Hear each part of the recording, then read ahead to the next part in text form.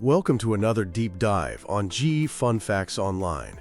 Today we are tackling one of the most persistent frustrations in modern physics and engineering. It is the energy paradox.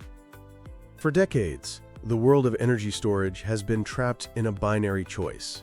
On one side, you have the lithium-ion battery.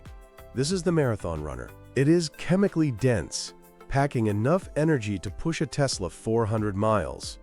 But it is chemically sluggish. Charging a battery is effectively a violent act against its internal chemistry. You are forcing ions to intercalate or squeeze into solid electrodes.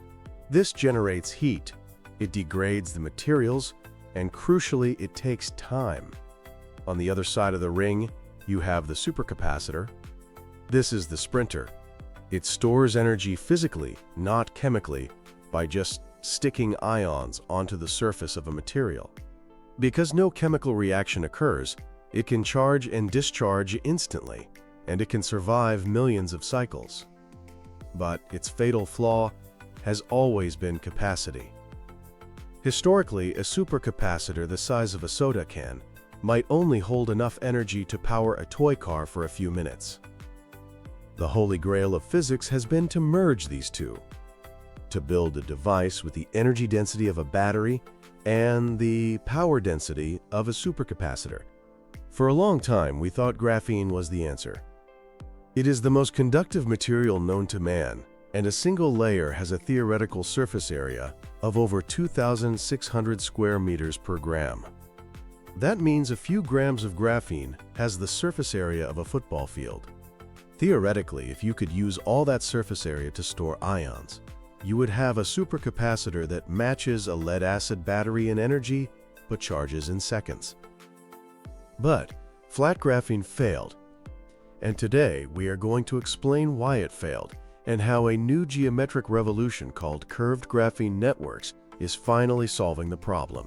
To understand the solution, we have to understand why flat graphene didn't work. It comes down to a simple but brutal rule of thermodynamics. Nature hates high-energy surfaces.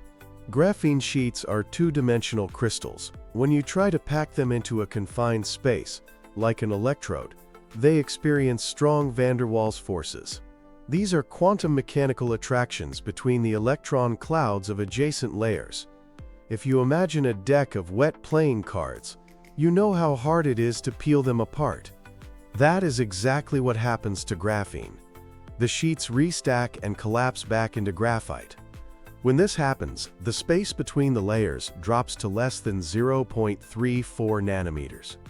The problem is that the ions in your electrolyte, the things carrying the energy, are typically 0.6 to 1.0 nanometers wide.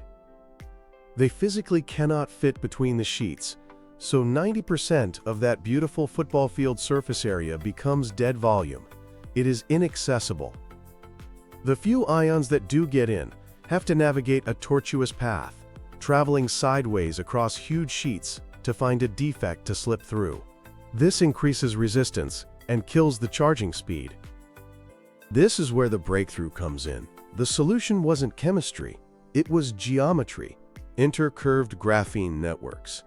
The best analogy here is the crumpled paper analogy. Imagine a stack of fresh printer paper. It is dense, heavy, and you can only write on the top sheet. That is restacked graphene. Now, imagine taking each sheet, crumpling it into a loose ball, and throwing it into a box. The box contains the same amount of paper surface area, but the sheets are only touching at tiny points. There are massive voids between them. If you poured water into that box, it would wet every single square inch of that paper instantly. By curving and crumpling graphene at the nanoscale, scientists have effectively fossilized it in a non-equilibrium state.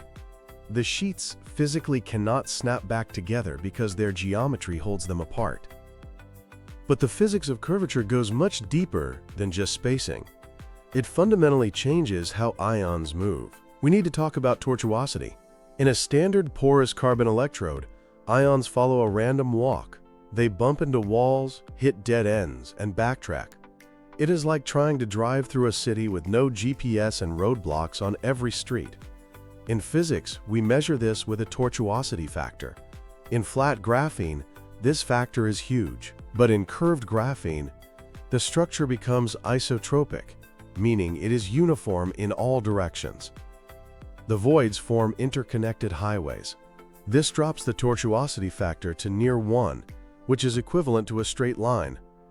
Ions can rush into the material at speeds approaching their drift velocity in bulk liquid. This is the physics behind instant charging. It is not that the ions are moving faster, it is that the road is finally clear. There is also a phenomenon called the ion sieving effect. Usually, ions in a liquid are solvated, meaning they are surrounded by a cage of solvent molecules. To get into a tiny pore, they have to shed that cage, which takes energy. However, research into multiscale reduced graphene oxide, or MRGO, developed at Monash University, shows that curved graphene creates a hierarchy of pores. You have mesopores, which are 2 to 50 nanometers wide. These act as highways, allowing the ions to travel deep into the material while keeping their solvent shells. Then, at the very cusps of the curves, you have micropores smaller than 2 nanometers. These are perfectly sized to strip the solvation shell just as the ion adsorbs. This leads to endohedral capacitance. When an ion enters a curved pore that perfectly matches its size, the electric fields from the walls overlap, significantly boosting the energy storage per unit area. It is a lock-and-key mechanism that flat surfaces just cannot replicate. Now let's look at the two major players driving this technology, because there is an interesting divergence between the academic approach and the industrial approach. On the academic side, we have the team at Monash University, led by Professor Meenakshi Majumdar. Their breakthrough involves MRGO. Their process is fascinatingly violent. They start with graphite oxide and subject it to rapid thermal annealing. This isn't just baking it, it is a thermal shock. The oxygen groups between the layers gasify instantly, and that rapid expansion blasts the layers apart, while the heat anneals the carbon lattice. The result is a crumpled structure that is chemically stable. They have achieved energy densities of around 100 watt-hours per liter, which matches lead-acid batteries, but with power densities orders of magnitude higher. On the industrial side, we have Skeleton Technologies, based in Estonia and Germany. They have taken a completely different route. They realize that natural graphite has impurities like iron or sulfur, which cause self-discharge, so they don't use graphite. They synthesize curved graphene atom by atom from a synthetic precursor using a fluidized bed reactor. Imagine a chamber where catalytic particles are floating on a cushion of hot gas, behaving like a liquid. Carbon deposits onto these particles in a controlled, curved geometry. This allows them to tune the curvature and pore size distribution precisely. They call this curved graphene, and they have integrated it into a device called the super battery. It offers 60,000 life cycles and charges in 60 seconds. This is scalable, Industry 4.0 manufacturing, which is why Siemens has invested hundreds of millions of euros to help them build a fully automated superfactory in Leipzig. So where are we going to see this? Don't expect this in your phone tomorrow, but do expect it in the infrastructure that runs your digital life. The most immediate application is in AI data centers. We are seeing a massive boom in power demand for chips like NVIDIA's H100s. These chips have erratic power demands, spiking from 0 to 100% load in microseconds. The electrical grid is too slow to catch that spike. Currently, data centers waste huge amounts of energy keeping the lines primed. Skeleton has released a graphene GPU unit that sits in the server rack. It uses these curved graphene supercapacitors to absorb those microsecond spikes, smoothing out the load. This reduces overall energy consumption by 40%. In a world where AI energy usage is doubling annually, that is a game changer. Another massive application is heavy transport. When a 40-ton mining truck or a tram hits the brakes, It generates a megawatt-level surge of energy. A lithium-ion battery cannot absorb that fast enough. It would overheat. So usually, that energy is just wasted as heat. Curved graphene can absorb that surge in seconds and then re-inject it for acceleration. This creates a regenerative braking system that actually works for heavy industry, reducing fuel consumption by up to 30%. Finally, let's get a little technical for the physics enthusiasts listening. There is a quantum mechanical secret here. It involves the electronic density of states. In flat graphene, the density of states near the Fermi level is zero. It is a zero-gap semiconductor. This limits the quantum capacitance. Think of quantum capacitance as the number of available parking spots for electrons in the material itself. Even if you have a huge parking lot, which is your surface area, if you don't have painted lines or open spots, the cars cannot park.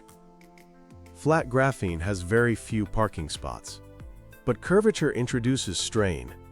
In quantum mechanics, strain in a lattice breaks symmetry and creates a pseudo-magnetic field.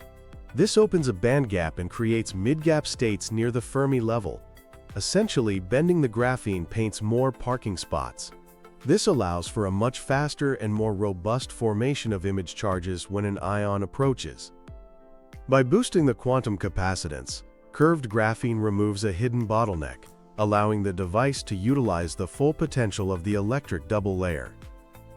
This is the hidden physics, explaining why these crumpled structures perform so much better than their flat counterparts.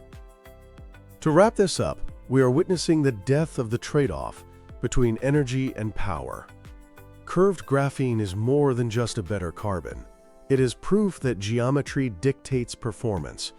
By taking a 2D material and forcing it into a 3D existence, scientists have hacked the laws of diffusion. The future of instant charging isn't about finding a new chemical. It is about building a better highway for the ions we already have. And that highway is curved. Thanks for listening to this deep dive into the physics of the future.